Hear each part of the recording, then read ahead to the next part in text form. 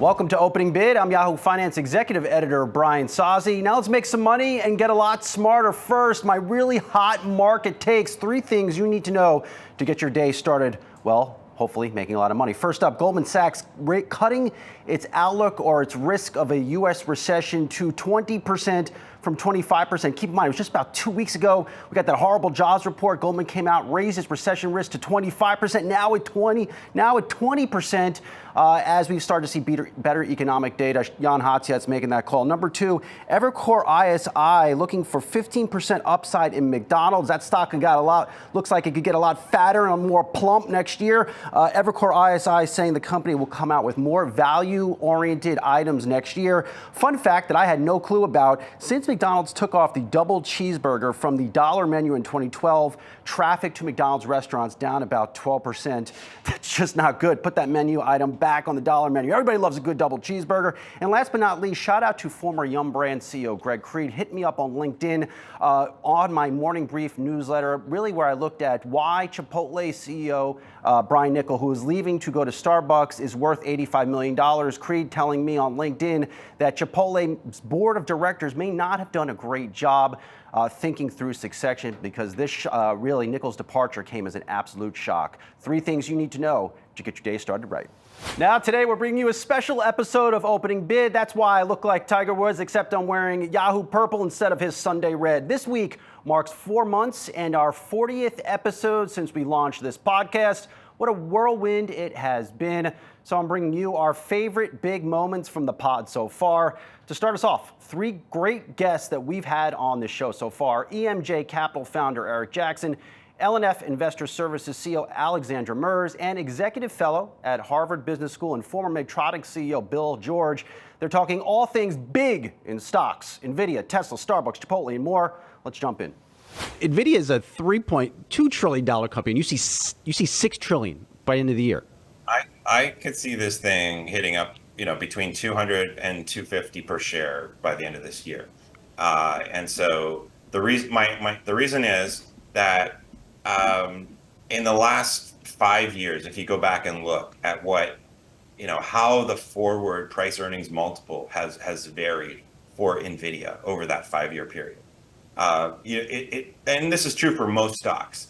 Like you go through these ups and downs constantly, where there's this euphoric reaction to maybe they have this incredible earnings report, and suddenly the company becomes very expensive on a go forward multiple basis. And then they have a more humdrum earnings report, and suddenly those forward multiples drop dramatically. And despite the fact that obviously the stock price for Nvidia has just been ripping for over a year now, since May of 2023, and it's, it tripled last year, and I think it's doubled this year.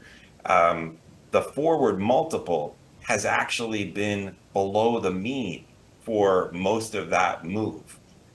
In other words, on a go forward basis, it's almost like Wall Street has thought this was going to be okay, they had another good quarter, but now it's going to slow down significantly from here, and we're going to kind of go back to very low levels. That in terms of how they were pricing this thing, we're not, and yet over that 5-year period, there have been 3 times where the forward multiple has gotten up to there was one time it was 55 times forward earnings, one it was 63 times forward earnings when it peaked out, and there was one time where it almost got to 70 times forward earnings, and then it kind of quickly receded.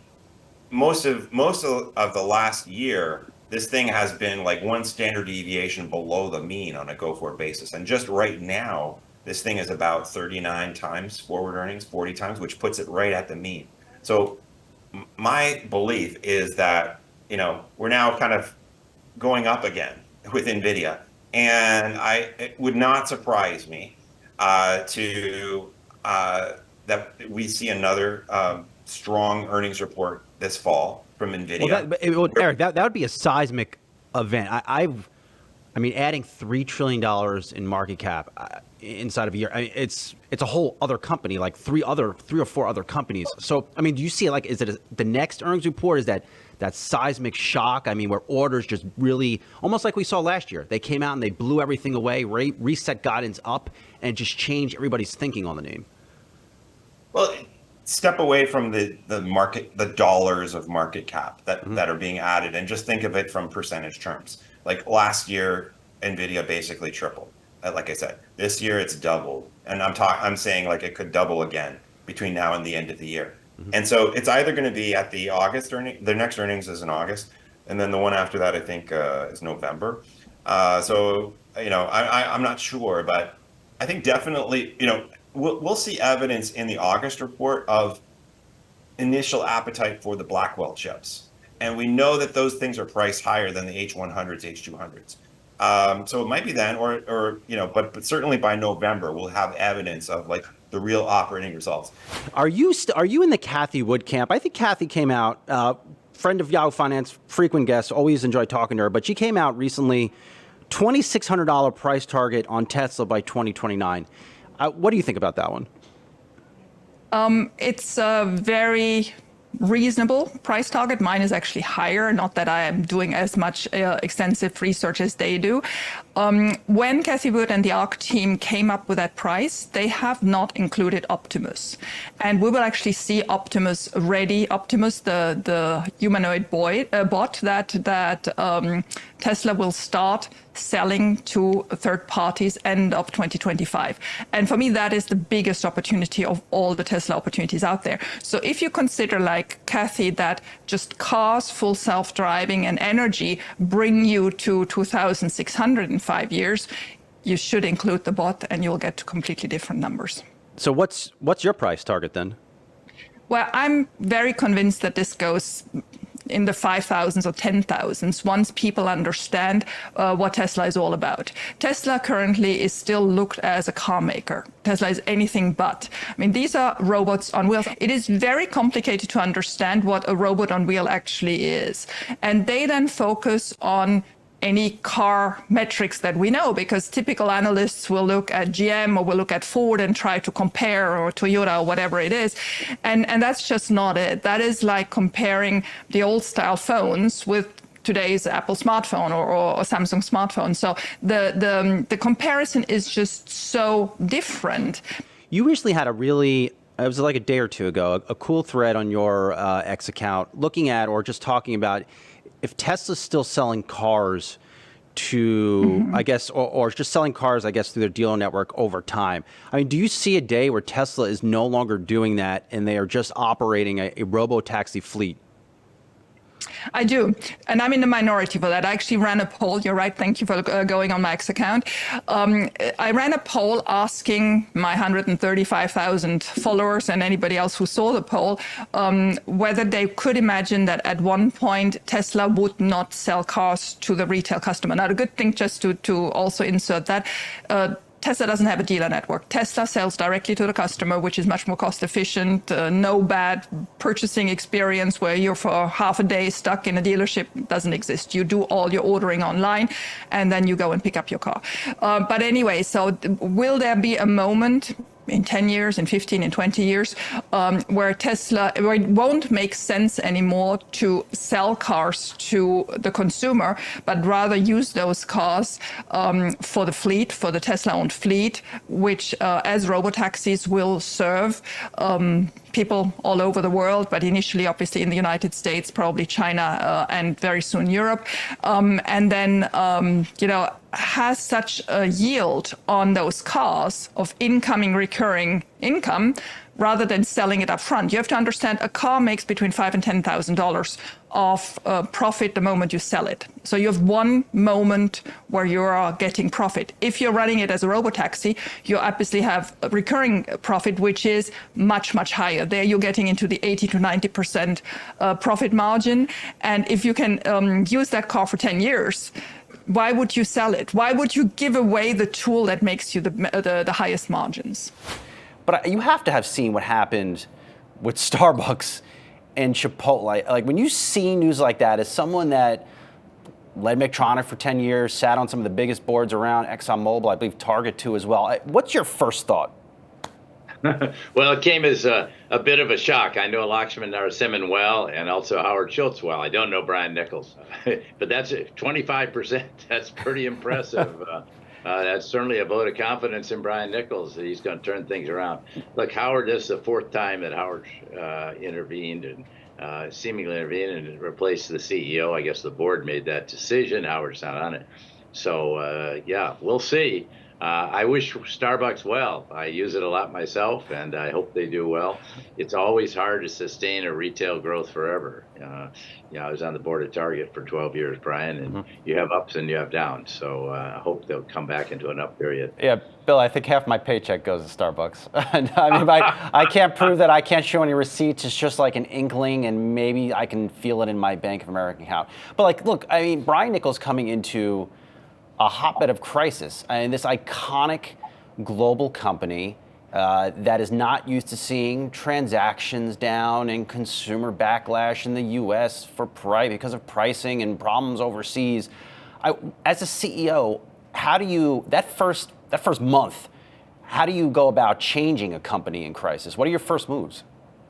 Your first moves are to get out into the operation, find out exactly what's going on, talk to consumers, and understand the problems. I'll give you an example. I'm in New York, and I go across the street from my hotel to get a cup of coffee at Starbucks, and I order the coffee. I'm standing there waiting, and about 8 people come in ahead of me that have ordered their coffee online. So I say, well, wait a minute. And I used to go into Starbucks to kind of sit there, and there are no tables anymore. So they're going through a market change, and I think a new CEO's got to adapt rapidly to that market change. The business is changing right out from under them. They can't change things easily in what's going on in Israel, but they can make those changes to understand how the market's changing. And I think any CEO's got to do that rapidly. I was on the board of Target. We had to change very rapidly with conditions and move in, and that was one of Target's great successes, is being able to be such a rapid response. Look at Medtronic, we didn't have to move that fast, but we did try to move well ahead of our competition by a couple of years. That was Eric Jackson, Alexandra Mers, and Bill George. Such great convos that add some really interesting context to what we're seeing in some VIP stocks. That's very important stocks. Next, I want to show you my personal favorite conversations from the past 4 months. Those are coming to you right after this break.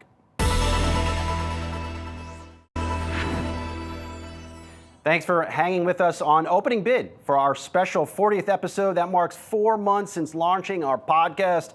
We want to bring you some of our favorite conversations to help you think differently about investing.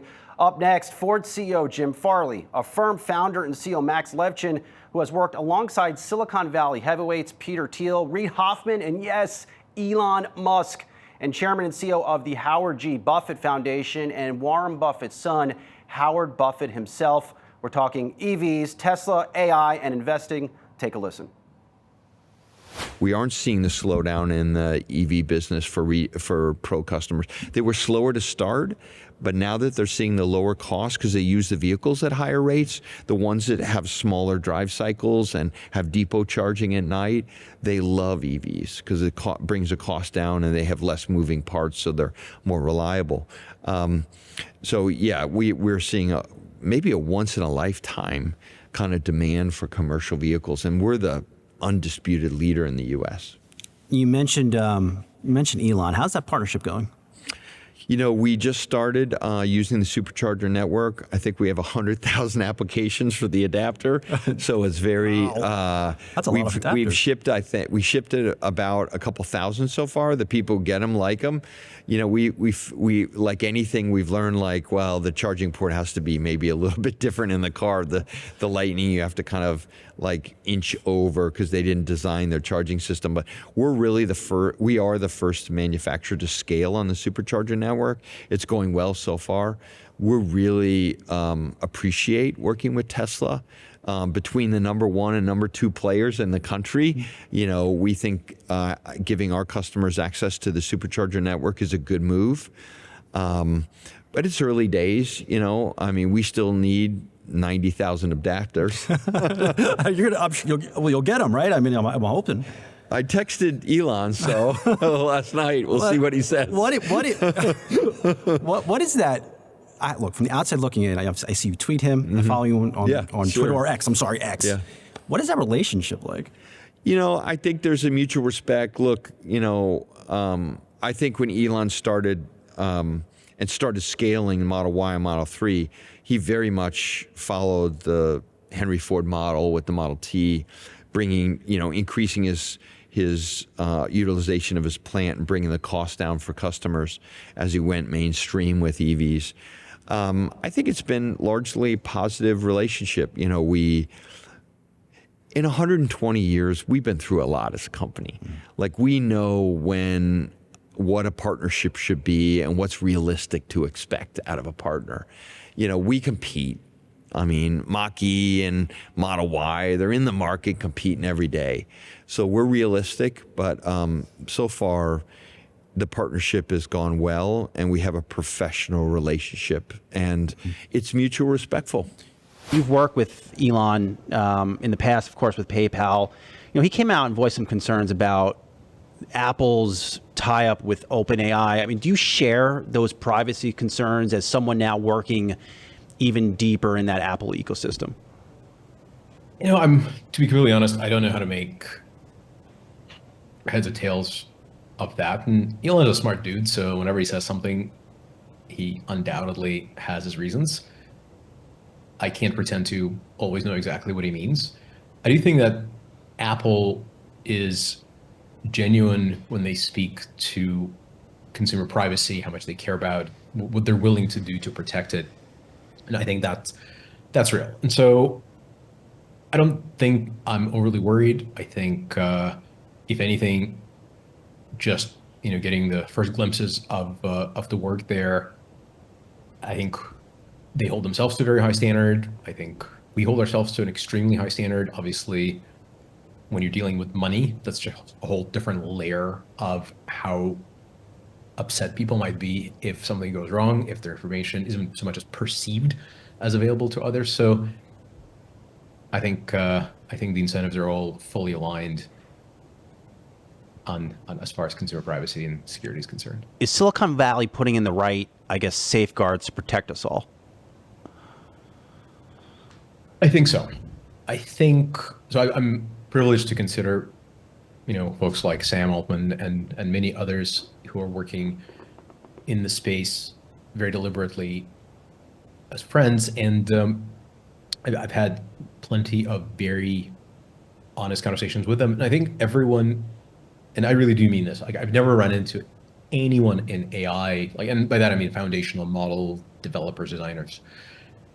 No one is thinking of this as, what's the big deal? Everyone is deeply thoughtful. Everyone is concerned with safety. Everyone really wants to make sure that it's obviously an extraordinary collection of breakthroughs and more are on the way.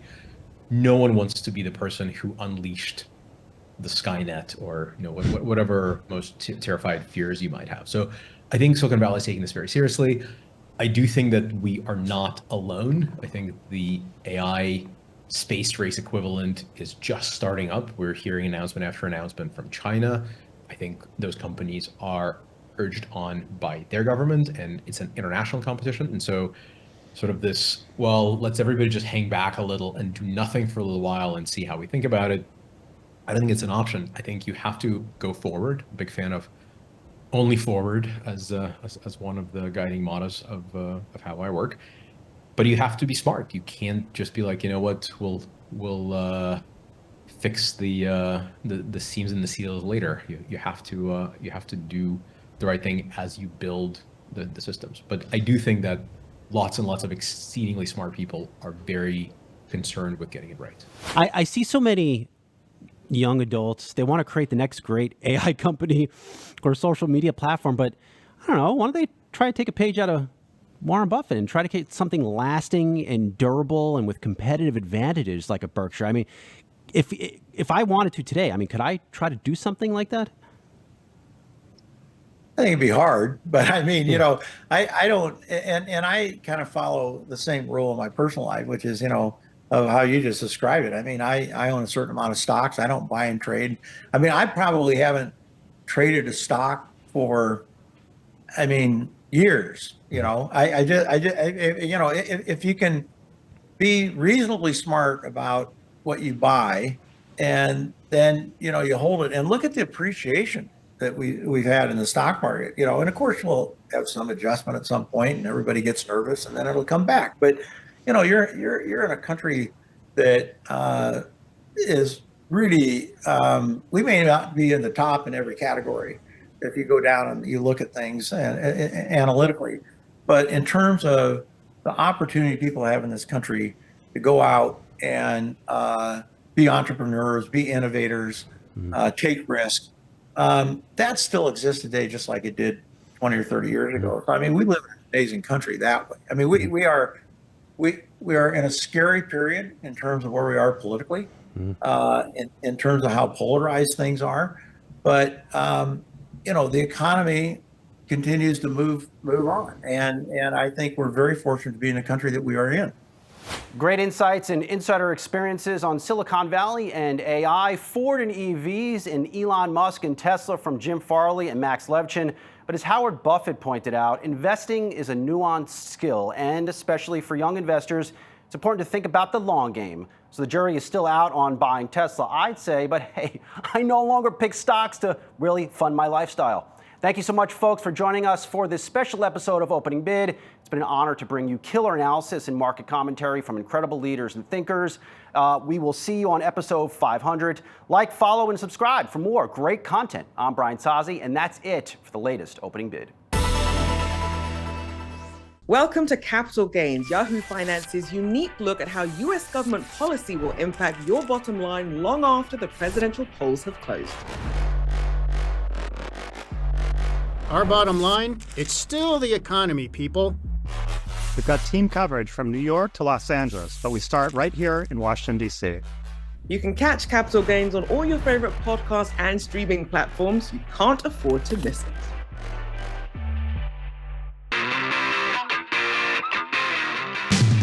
Welcome to Stocks in Translation. I'm almost always of the school that you buy high, sell higher. Our essential conversation cutting through the hyperboles. When the horse gets out of the barn, you have to go chase it. The market mayhem. Are you bullish or you bearish? What is your target? And the noisy numbers. Don't fight Papa Dow. Time now for our word of the day. This episode happens to be brought to us by the number 2. Eddie, who is wearing the DeFi mantra better? Is it Solana or Cardano? To give you the information you need for your portfolio. There are a lot of ways to invest where you don't have to extend yourself and try to hit that home run. You're going to find that technology was a leader and an outperformer in pretty much every single one of them. Do we get the follow-on participation? That's the big question, and maybe Jay Powell will help us with the little rate cut.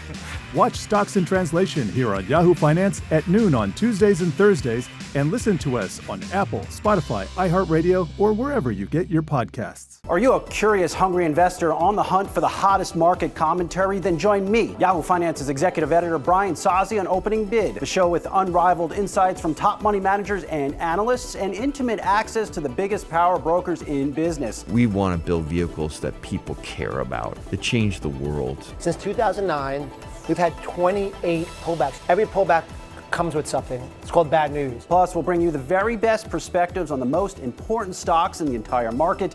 The goal here, to get you thinking differently about your investments. The return of travel was a big trend. Walmart is unbeatable. Amazon saw a 12% revenue growth, and the year of AI. I mean, Nvidia on fire. A lot of people are coming to this game, and especially we've seen it with the meme phenomenon, is that this is a get-rich-quick scheme. It is not. That this is gambling. It is not. Watch and listen to new episodes of Opening Bid every Monday, Wednesday, and Friday starting at 8 a.m. Your journey to smart investing begins right here.